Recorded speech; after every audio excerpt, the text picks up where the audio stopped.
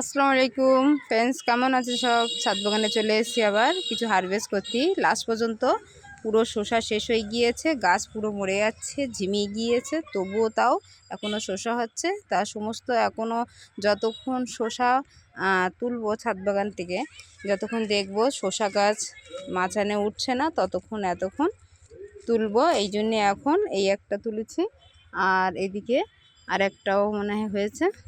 এই যে, তা লাস্ট পর্যন্ত গাছ যখন আমি বসাবো তখনই এই দেখেন দুটো কত সুন্দর। তা এরকম দুটো তিনটে এখনও মানে ভিতরে আছে। আর ধাপে ধাপে আপনারা বসাবেন, তাহলে প্রত্যেক শসা আপনার ছাদ বাগানতে ফুরোবে না।